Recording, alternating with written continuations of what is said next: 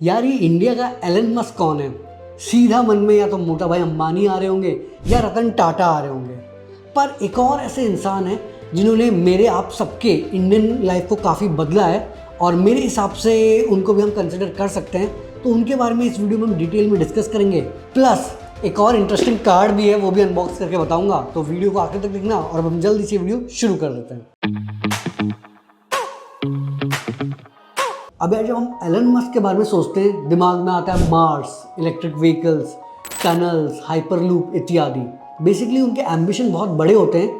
ये चीज़ें हम खुद सोच भी नहीं सकते, जैसे कि ह्यूमंस को मल्टी प्लानिटरी स्पीशीज़ बनाना, रिन्यूएबल एनर्जी पे मूव करना ताकि क्लाइमेट चेंज का ज़्यादा नेगेटिव इम्पैक्ट ना हो। और वो फोकस करते हैं कि यार इम्पैक्ट काफ़ी बड़ा हो और ये जो बड़ा एम्बिशन, बड़ा इम्पैक्ट वो टेक्नोलॉजी के थ्रू अचीव करते हैं। अब जब हम एम्बिशन, इम्पैक्ट और टेक्नोलॉजी सोचते हैं, पहले हमारे दिमाग में आएंगे रतन टाटा। नमक से लेके ज्वेलरी, घड़ी, होटल्स, बेसिकली हर एक इंडियन ने टाटा का कोई प्रोडक्ट या सर्विस तो एक्सपीरियंस किया ही होगा। दूसरे हमारे दिमाग में आएंगे मोटा भाई अंबानी। मतलब दुनिया में कोई एक ऐसा इंसान है जिन्होंने पूरे देश के लोगों को 2 साल तक फ्री 4G डेटा दिया हो। मेरे हिसाब से तो यार मोटा भाई अंबानी के जियो के लॉन्च के बाद इंडिया एटलीस्ट 10 साल आगे बढ़ गया है। मतलब ये जो हम food delivery, e commerce, video conferencing, gaming, YouTube content creators, ये सब पॉपुलराइज इसीलिए हुआ क्योंकि सबके पास इतना फ्री डेटा है। एक चीज़ अगर आप देखेंगे, एलन मस्क पूरे सेल्फ मेड इंसान है। उन्होंने सब कुछ खुद से बनाया है। और अगर हम रतन टाटा का एग्जांपल लें या मोटा भाई अंबानी का, उनको अपने फैमिली से भी काफ़ी कुछ मिला है, उसको उन्होंने काफ़ी अच्छे से कैपिटलाइज किया है। बट जो तीसरे इंसान है जो कि मेरे हिसाब से इस पोजीशन के लिए काफ़ी सूटेबल हैं, वो है नंदन निलेकनी। आपको पता ही है कि यार इन्फोसिस के को-फाउंडर रहे हैं। मतलब 4 में से एक इंजीनियर TCS ज्वाइन करता है तो दूसरा इंजीनियर इन्फोसिस ज्वाइन करता है। और इंडिया में IT रेवोल्यूशन भी इन्फोसिस ही लेके आया है। बाकी जो इन्फोसिस में इन्वेस्टर्स हैं उनके तो बहुत पहले से अच्छे दिन आ गए। बट ये सिर्फ बहुत छोटी कहानी है। बट इसके ऊपर जो नंदन निलेकनी ने आधार बेस्ड पेमेंट्स, eKYC, UPI, इनका नाम तो सुना होगा। इसके अलावा एडटेक रेवोल्यूशन दीक्षा के through, e commerce revolution ONDC के through, easy credit revolution OCN के थ्रू, ऐसे बहुत सारी चीज़ें करी हैं जिनके बारे में थोड़ा बहुत हम डिटेल में डिस्कस करते हैं। आप में से कुछ लोगों को लगता होगा कि यार आधार ज़रूरी क्यों है? मतलब election card, pan card, driving license, इतने आइडेंटिटी प्रूफ्स ऑलरेडी थे। तो पर आपको समझना पड़ेगा कि यार इंडिया में हंड्रेड्स ऑफ मिलियन लोग ऐसे हैं जिनके पास कोई आइडेंटिटी प्रूफ नहीं है। मतलब वो एक स्टेट में पैदा हुए, फिर कोई और स्टेट में काम कर रहे हैं, ना उनके पास बर्थ सर्टिफिकेट है, ना कुछ है। तो बिना आइडेंटिटी प्रूफ के जो गवर्नमेंट के स्कीम्स हैं या फिर बैंक में अकाउंट खोलना या फिर कहीं पर कुछ टिकट करना, हर चीज़ में उनको दिक्कत होती थी।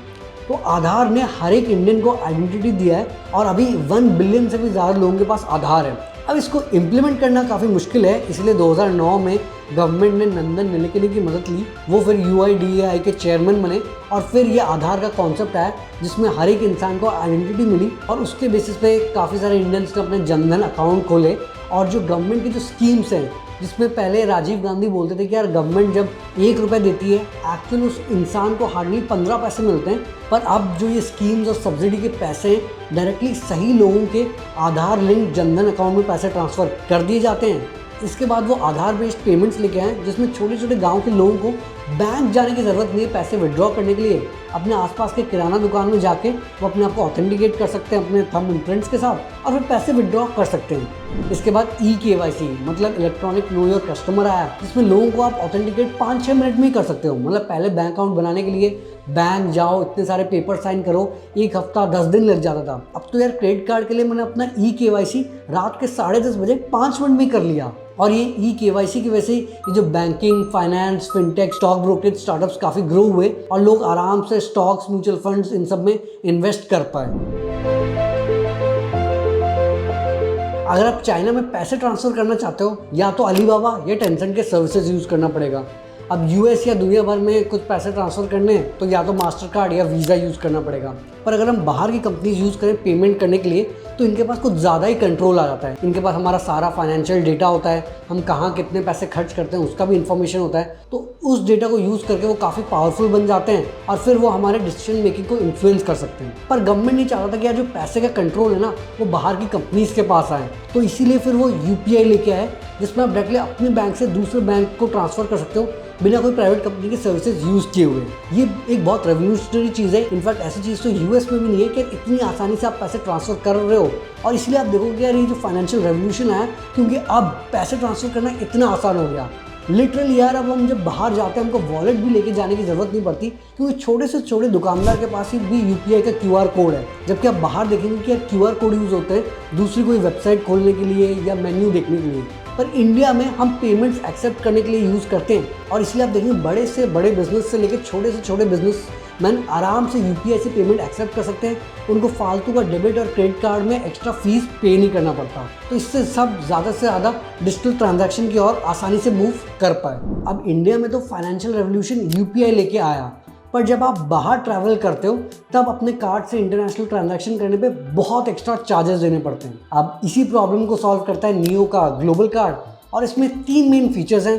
पहला और सबसे क्रेजी फीचर 0 4x मार्कअप, मतलब हर 4x ट्रांजैक्शन पे 3 से 5% बचेगा। दूसरा, इंडिया में डोमेस्टिक और इंटरनेशनल लाउंज एक्सेस भी मिलता है। और तीसरा जो कि काफ़ी इंटरेस्टिंग फीचर है, स्पेशली गो नियो ग्लोबल कार्ड जो कि उन्होंने एसबीआई बैंक के साथ बनाया है। इस अकाउंट में जितने भी आप पैसे जमा करते हो उसमें आपको 5% का इंटरेस्ट रेट मिलता है, जिसमें मंथली पे आउट होता है। तो अगर आप बाहर घूमने जा रहे हो या पढ़ाई करने जा रहे हो, ये कार्ड काफ़ी हेल्पफुल है। तो ये गो नियो ग्लोबल कार्ड जो कि एसबीआई बैंक के साथ बनाया गया है, उसका लिंक डिस्क्रिप्शन में है।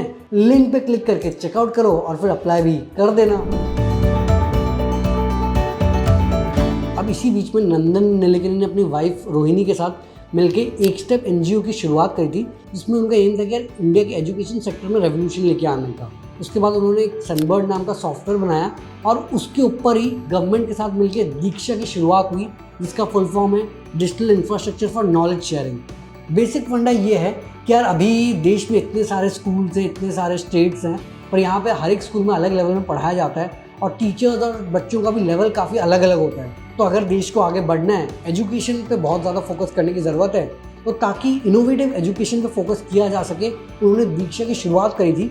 और दीक्षा का इनिशियल फोकस टीचर्स पे था, ताकि टीचर की ट्रेनिंग्स ऑनलाइन हो पाए, वो जो डिफरेंट इनोवेटिव मेथड्स यूज़ कर रहे हैं वो भी वो ऑनलाइन शेयर कर पाएँ, ताकि सारे टीचर्स एक साथ सीखें। पर फिर जब पैंडेमिक आया, उन्होंने दीक्षा को स्टूडेंट्स के लिए भी ओपन कर दिया। इसमें सारे जो एनसीईआरटी किताबें, दूसरा स्टडी मटेरियल्स और भी जो पढ़ाई से रिलेटेड सब कंटेंट है वो दीक्षा के प्लेटफॉर्म में अपलोडेड होता है। तो पैंडेमिक के बाद दीक्षा को काफ़ी ग्रोथ मिली और अभी 10 मिलियन से भी ज़्यादा डाउनलोड्स है। और इससे फ़ायदा ये हो रहा है कि देश भर के टीचर्स और बच्चे सब एक दूसरे से फ्री में सीख रहे हैं और साथ में अपने आप को अपग्रेड कर रहे हैं।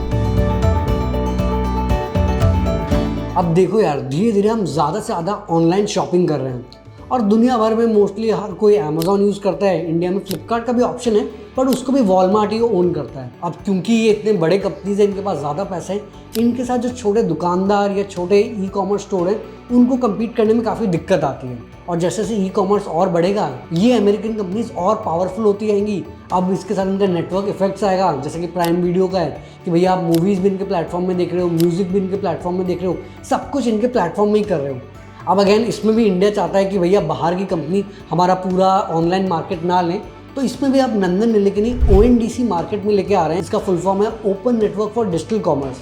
और इसमें बेसिकली जैसे कि ई कॉमर्स प्लेटफॉर्म में सब कुछ एक ही प्लेटफॉर्म करता है, मतलब अमेज़ॉन अपने प्लेटफॉर्म में सेलर्स को ऑनबोर्ड करता है और हम ऑर्डर करने के बाद अमेज़ॉन अपने वेयरहाउस से सामान लेके हमको शिप करता है और फिर हमें डिलीवर करवाता है। बाकी अगर कोई दिक्कत होता है तो कस्टमर सर्विस भी वही प्रोवाइड करता है। पर ओएनडीसी में इसको एज ए नेटवर्क ट्रीट किया जाएगा और हर एक पार्ट को ओपन अप कर दिया जाएगा। मतलब एक साइड बायर साइड ऐप होगा और दूसरे सेलर साइड कंपनीज होगी, जो कि अमेज़ॉन फ्लिपकार्ट से लेके हमारे आसपास के छोटे दुकानदार या फिर किराना स्टोर्स भी हो सकते हैं। अब मान लो आपको चिकन ऑर्डर करना है, बायर साइड ऐप में आप सर्च करोगे, यही आपका सर्च ओएनडीसी अपने सेलर साइड ऐप्स में रिले करेगा और वहाँ पर जो भी आपके आसपास के चिकन के दुकान हो, चाहे वो फ्रेश टू होम हो, अमेज़ॉन फ्रेश हो, आपके पास के किराना दुकान हो, सबको ये रिक्वेस्ट भेजा जाएगा और सारे सेलर ऑप्शंस आपके पास अवेलेबल होंगे।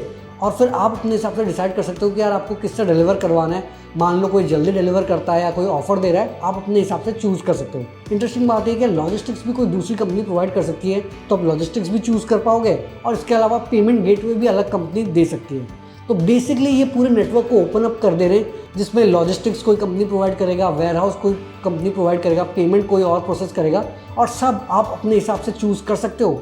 तो इससे एक छोटी कंपनी भी बड़ी कंपनी के साथ compete कर सकती है, क्योंकि बड़े कंपनी को डिलीवर करने में ज़्यादा टाइम लग सकता है, छोटे कंपनी में भी जल्दी डिलीवर कर पाए, तो इससे सब आसानी से एक साथ compete कर पाएंगे। अब इससे हर कोई छोटा दुकानदार ऑनलाइन भी आ पाएगा, और इसका फिर नेक्स्ट वर्जन है कि यार वो अकाउंट एग्रीगेटर्स प्लेटफॉर्म में लेके आएंगे, जिसमें जो मेन प्रॉब्लम है कि यार इंडिया में जो छोटे दुकानदार को जिनको एक्चुअल में लोन चाहिए होता है, उनको बैंक्स पैसे दे नहीं पाते, क्योंकि इनका कोई क्रेडिट हिस्ट्री या सिबिल स्कोर नहीं होता है। पर अकाउंट एग्रीगेटर के थ्रू जहाँ भी ये जो छोटे दुकान अपने पैसे खर्च कर रहे हैं, कुछ सामान खरीद रहे हैं, सामान दे रहे हैं, जीएसटी भर रहे हैं, ये जो सारा जो डेटा है ये जो कंपनीज कलेक्ट कर रही हैं वो एक जगह रहेंगी। फिर जो कंपनी लोन देती है उनको ये डेटा एक्सेस करवाया जाएगा, और ये सारा डेटा को यूज़ करके इस पर एल्गोरिथम चला के ये कंपनी डिसाइड कर सकती है कि इनको कितने % इंटरेस्ट में लोन देना है। तो इसमें ज़्यादा से ज़्यादा छोटे बिजनेसेस को कॉम्पिटिटिव रेट्स में लोन मिल पाएगा, और इसके लिए वो OCEN यानी ओपन क्रेडिट एनेबलमेंट नेटवर्क भी बहुत जल्द लेके आने वाले हैं। अब यार ये कुछ मेजर प्रोजेक्ट्स हैं जिनमें नंदन नीलेकनी ने काम किया है, और ऐसा नहीं कि यार सारा काम उन्होंने खुद ही किया है, पर मेन चीज़ ये कि उन्होंने गवर्नमेंट के साथ मिलकर एक्चुअल रिजल्ट्स प्रोड्यूस किए हैं। और जैसे कि कुणाल बैल ने ट्वीट में बोला था कि यार इंडिया के एलन मस्क नंदन नीलेकनी हो सकते हैं, पर मेरे हिसाब से नंदन नीलेकनी इंडिया के एलन मस्क नहीं, इंडिया के नंदन नीलेकनी है, क्योंकि माना जो एलन मस्क काम कर रहे हैं बहुत मुश्किल, बहुत रेवोल्यूशनरी काम है, बट गवर्नमेंट के साथ काम करना जिसमें सिर्फ अमीरों का नहीं बल्कि सारे देश के लोगों पे एक पॉजिटिव इम्पैक्ट पड़े, ये करना भी कोई कम मुश्किल बात नहीं है। और जैसे कि नंदन नीलेकनी मानते हैं कि यार देश तभी प्रोग्रेस करेगा जब सिर्फ अमीर और अमीर ना हो बल्कि गरीब लोग भी आगे बढ़ पाएँ, और इसके लिए उनको सिस्टम में इंटीग्रेट करना बहुत ज़रूरी है।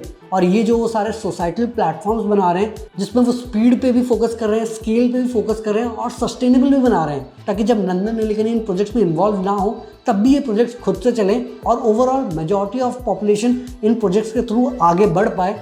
इससे होपफुली हमारा देश जल्दी डेवलप्ड कंट्री बन पाएगा। बाकी आपके हिसाब से एलन मस्क ऑफ इंडिया कौन है, कमेंट्स में बताओ, और गो न्यू कार्ड का लिंक भी डिस्क्रिप्शन में है, उसको भी चेकआउट कर लेना। और वीडियो पसंद आए तो वीडियो को लाइक कर देना, नीचे कमेंट करना कि वीडियो कैसी लगी, अपने सारे दोस्तों के साथ व्हाट्सएप, फेसबुक, इंस्टाग्राम हर जगह शेयर कर देना, चैनल को भी सब्सक्राइब करके घंटा भी दबा देना। आगे हम ऐसे ही स्टार्टअप, बिजनेस, मोटिवेशन और एंटरप्रेन्योरशिप से रिलेटेड बातें करेंगे, तो जल्दी मिलते एक नई और जानकारीपूर्ण वीडियो के साथ। धन्यवाद।